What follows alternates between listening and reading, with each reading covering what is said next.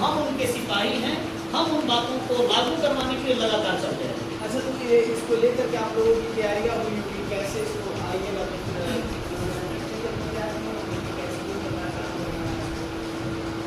Bahujan Samaj party के विधायक जीतेंगे, बहुजन समाज पार्टी की सरकार बनेगी, उन सारी चीजों को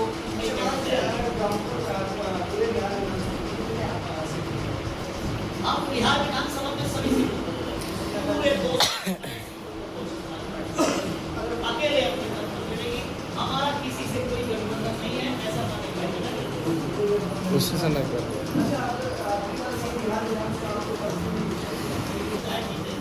तो जनसुराज वाले भी आए, इसी में हाथ में अपनाए, कुछ जो है कमजोर करें भाजपा वाले को, सपोर्ट न करें भाजपा वाले को, कुछ जेडीयू को आप जेडीयू को कमजोर करें, सपोर्ट न करें, तो बहुजन समाज पार्टी के लिए आसान है। यही बहुजन समाज पार्टी का आपने बताया कि समानता का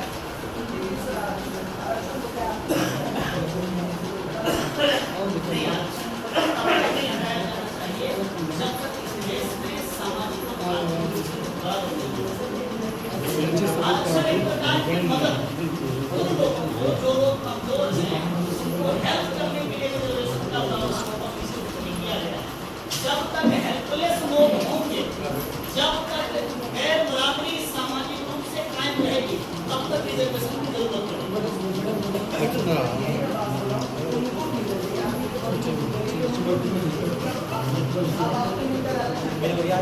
नहीं। ये गरीबी उन्मूलन का कार्य नहीं है, ये प्रतिनिधित्व। आज मीडिया के साथ ही मेरी बात लेकर के जाए समाज में, ये गरीबी उन्मूलन का कार्य नहीं है।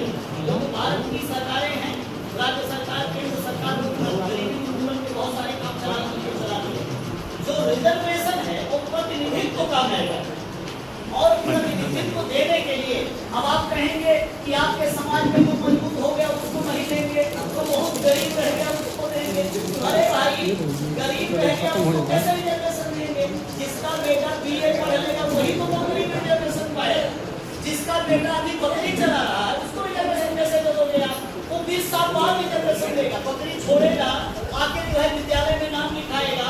सरकारों की जिम्मेदारी है गरीब लोगों को विद्यालय तक पहुंचाएं, उनको कपड़ा दे, उनको किताब दे, उनको भोजन दे, ताकि हमारे समाज के लोग पढ़ लिख करके तैयार हो जाएं। और ये जो रिजर्वेशन का प्रावधान बाबा साहेब अम्बेडकर ने किया है, उस रिजर्वेशन को गरीब समाज के लोग हमारे ले सकें। लेकिन अभी उसी समाज में से जो रिजर्वेशन लेने लायक लोग हैं, जो पढ़े लिखे लोग हैं, पढ़ा लिखा परिवार है, उनको रिजर्वेशन लेना चाहिए। पढ़ा लिखा ही तो रिजर्वेशन ले पाएगा, अनपढ़ कैसे ले पाएगा? मिल में मजदूरी करता है बेचारा, 8वीं तक फेल है और कहोगे आईएएस बन जाएगा। ये सरकारें रिजर्वेशन में वर्गीकरण करके ये पागल बनाने का काम कर रही है। ये कह रही है कि जो लेने लायक है उसको हम लेंगे नहीं, वो जो लेने लायक नहीं है उसकी बात करेंगे। अरे भाई, कैसे हो जाएगा? हम हाथ मिलाने जाएंगे किसी से और किसी का हाथ अपाहिज हो ना हो, कैसे हाथ मिलाएंगे आप? हाथ वाले से हाथ मिलाएंगे ना आप? तो ये अपाहिज से हाथ मिलाना चाह रहे हैं। पहले उसका अपाहिजपन दूर करना होगा, उसके बाद कहना होगा कि रिजर्वेशन ये वाला नहीं, ये वाला लेगा। अभी जो लेने लायक उनको रिजर्वेशन देना होगा। अच्छा सर, एक लास्ट क्वेश्चन, बिहार में क्या शराबबंदी है? क्या आपके हिसाब से शराबबंदी चालू होना चाहिए? मेरे हिसाब से शराब पीना गलत है। पूरे देश में शराब के लिए तमाम टैक्स लेती है और जो पीने वाले लोग हैं वो लोग पीते भी हैं।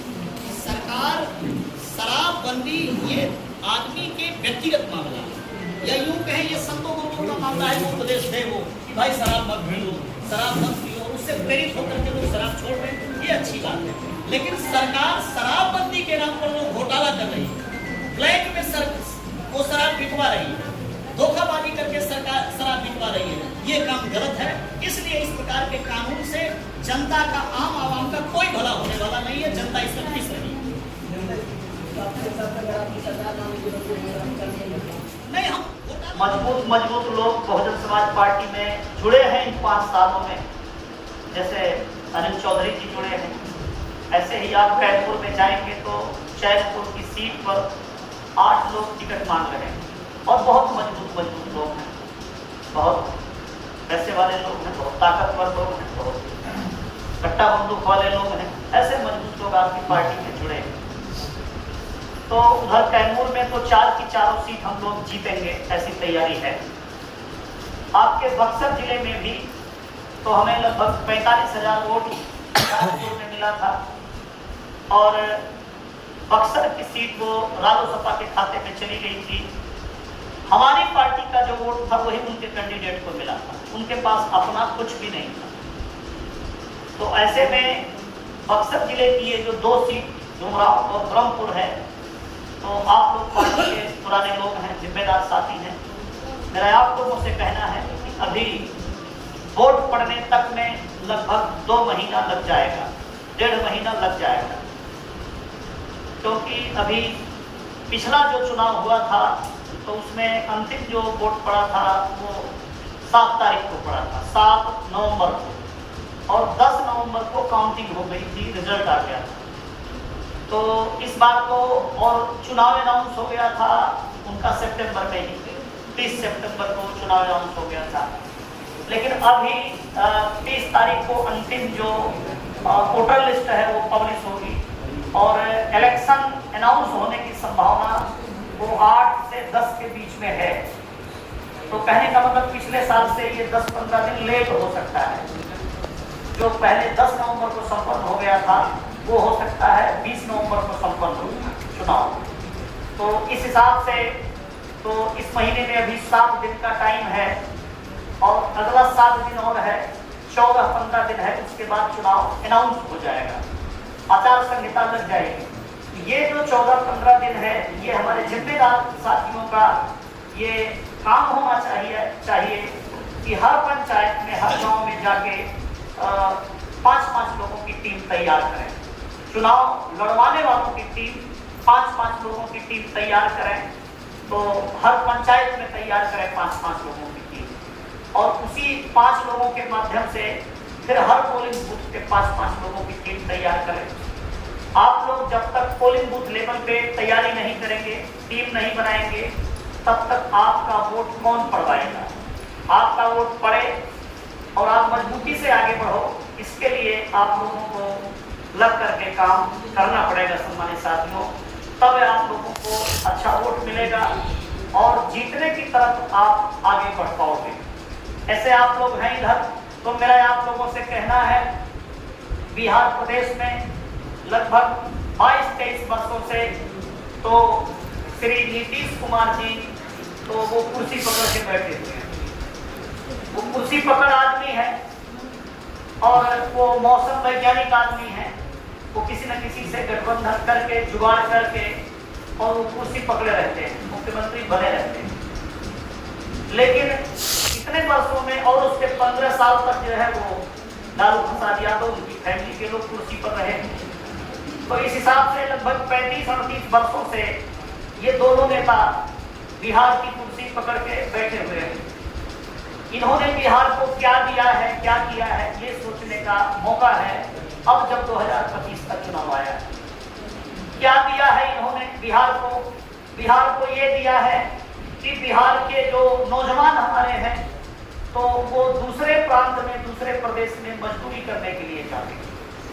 लंबे अरसे से मैं दिल्ली में रहता हूँ, तो दिल्ली में फैक्ट्री का काम करने वाले, रिक्शा चलाने वाले, मकान की जो बेलदारी का काम है, ईंट गाड़ा देने का काम करने वाले, तमाम जो मजदूरी का काम करने वाले लोग हैं वो बिहार के ही लोग मिलते हैं, बिहारी लोग ही मिलते हैं।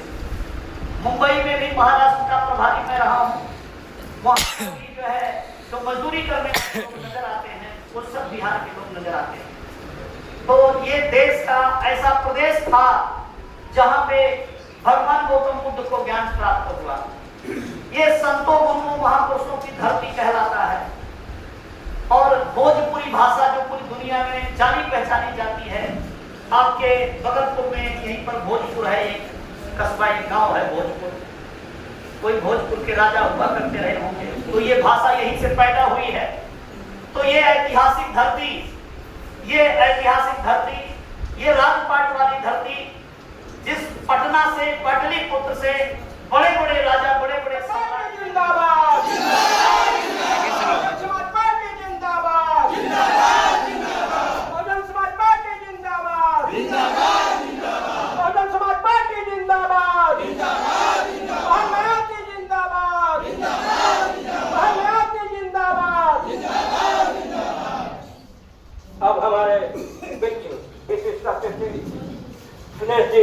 आग्रह है जो जोन इंचार्ज हैं पुष्प अर्पित कर रहे हैं।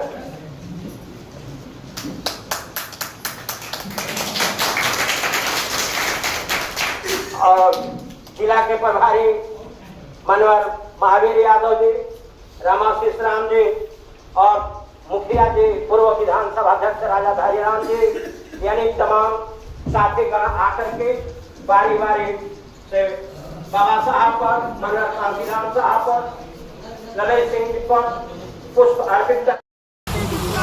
जिंदाबाद जिंदाबाद बहुजन समाज पार्टी जिंदाबाद जिंदाबाद जिंदाबाद बहुजन समाज पार्टी जिंदाबाद जिंदाबाद जिंदाबाद जिंदाबाद जिंदाबाद जिंदाबाद जिंदाबाद जिंदाबाद जिंदाबाद